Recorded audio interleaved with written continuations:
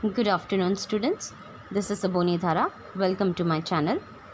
Today we will going to start with the extension part of the yesterday's, where we have started the factors affecting working capital requirement. So we have saw only 3 points. Okay. Nature of business, size of business, and volume of sales. Today we will going to start with the production cycle. Production cycle means what? Now let's see.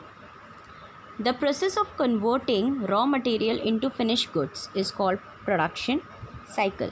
So production cycle उसको बोला जाता है जो normal raw materials को हम लोग finish goods बनाते हैं, पैकेजिंग करके फिनिश गुड्स बनाते हैं, रेडी फॉर सेल मार्केट में बनाते हैं. So if the period of production cycle is longer, then firm needs more amount of working capital. So यहाँ पे यही बोला है कि अगर टाइम पीरियड प्रोडक्शन साइकिल का ज़्यादा एक्सटेंशन तक जाता है तो जो कंपनी है, जो प्रोडक्शन फर्म ले रहा है, उनको वर्किंग कैपिटल की बहुत ज़्यादा ज़रूरत पड़ सकती है. If manufacturing cycle is short, अगर यही पर्टिकुलर प्रोडक्शन प्रोसेस जिसको बोला जाता है प्रोडक्शन साइकिल अगर कम से कम होगा, then it requires less working capital. So this is what this point implies, that it is a production cycle means the more time it will take, the more capital you need for working capital on that.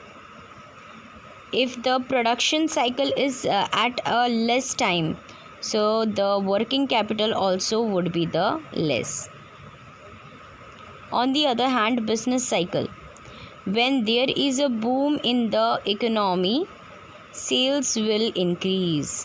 जब भी economy में boom condition होने वाला है, boom condition means in the economy when the things is in the positive way, ज़्यादा sales होता है, ज़्यादा प्रॉफिटेबिलिटी होता है, तभी sales will increase definitely on that time.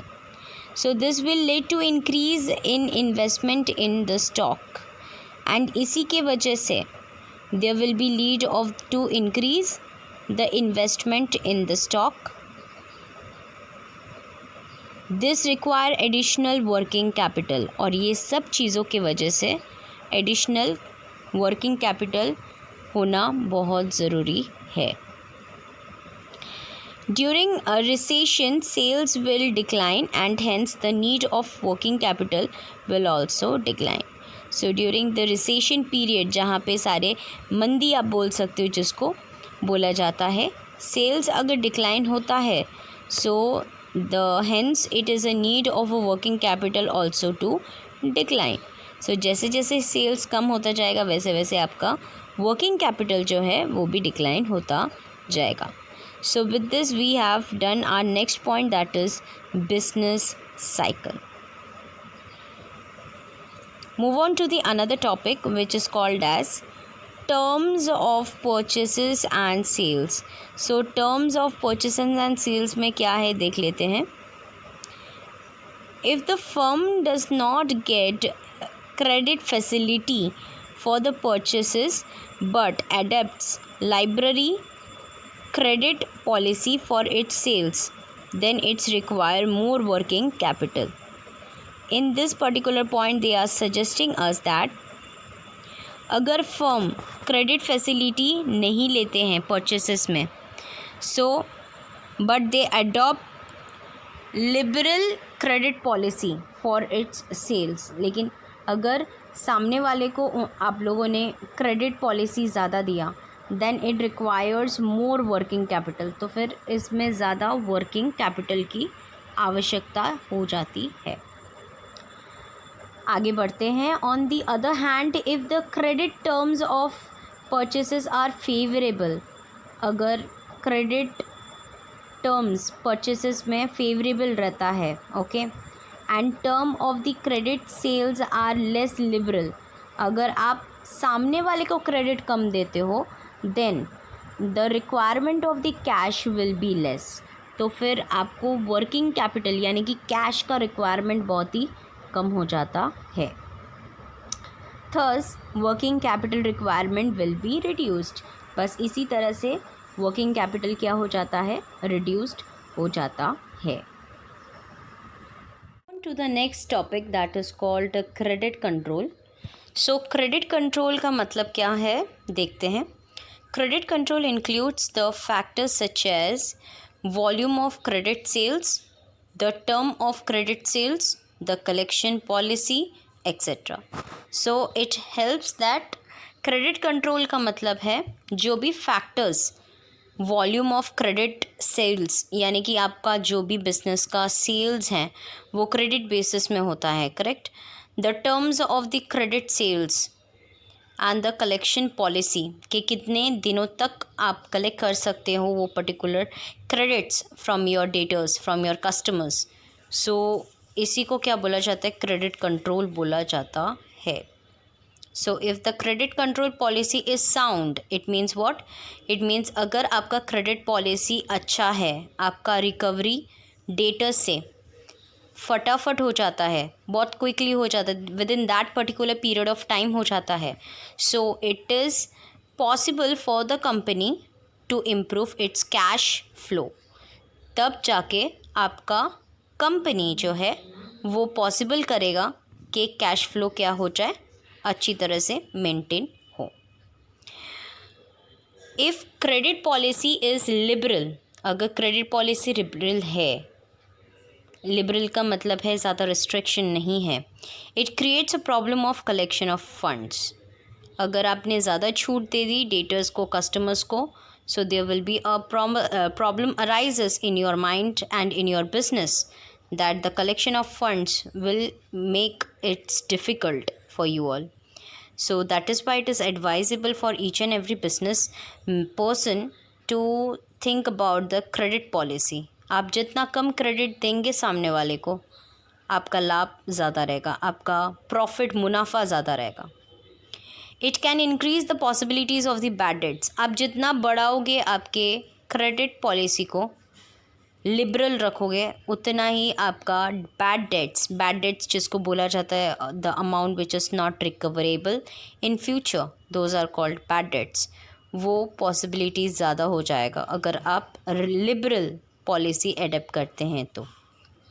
Therefore a firm requires more working capital, and इसी वजह से फर्म को ज़्यादा वर्किंग कैपिटल की ज़रूरत होती है। The firm making cash sales require less working capital. इसीलिए हर एक फर्म को कैश सेल्स में ज़्यादा डील करना चाहिए ताकि उनको वर्किंग कैपिटल कम लगे। So with this we have completed this point, that is credit control, and it is very very essential to understand credit control by all of us. Next point, that is growth and expansion. So growth and expansion means what? The working capital requirement of a firm will increase with the growth of a firm. If you want to gain something from your business, you need to make your business to grow.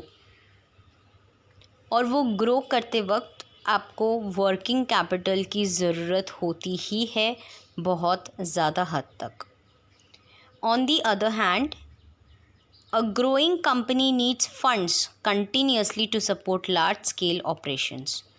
जो भी एक बहुत, जैसे कि for example आपका company अपने start किया, बहुत अच्छा चल रहा है, तो वो अच्छा और अच्छी तरह से और बेहतरीन तरह से चलाने के लिए there is a support of working capital to work on all the operations of the business properly and to function in a smooth manner is important. So that is why growth and expansion is very much important.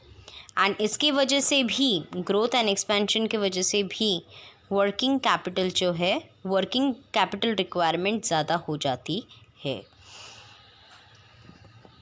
आगे बढ़ते हैं। Management ability.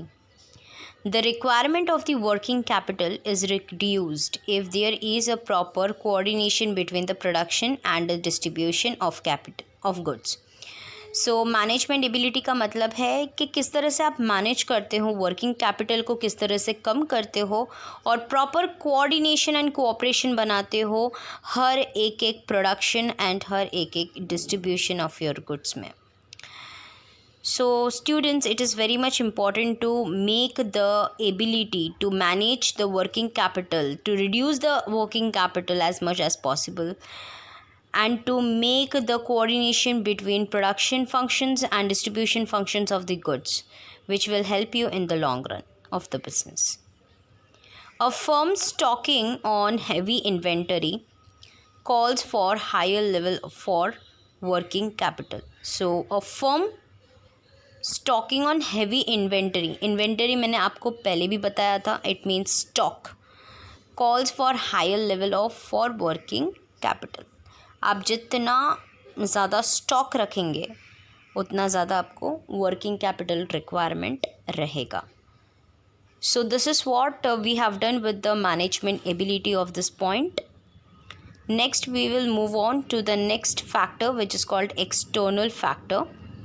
If financial institutions and banks provide funds to the firm as and when required, the need for working capital reduced.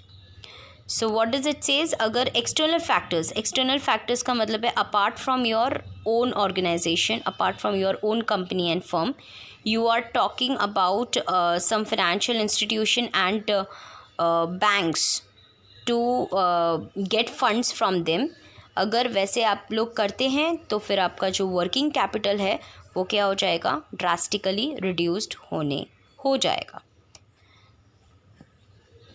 So with this we have done all the 10 points, possible 10 points and of the factors affecting working capital of the organization of the firm of the company. So with this we have done this particular topic. If any doubt arises, please don't forget to ask me.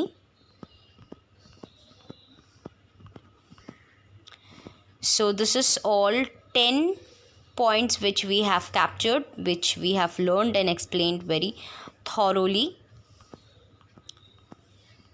So that's it for today's lecture. This complete topic is done. From the next lecture, we will going to start with a new topic. So by that time, take care. Have a nice day. Bye-bye.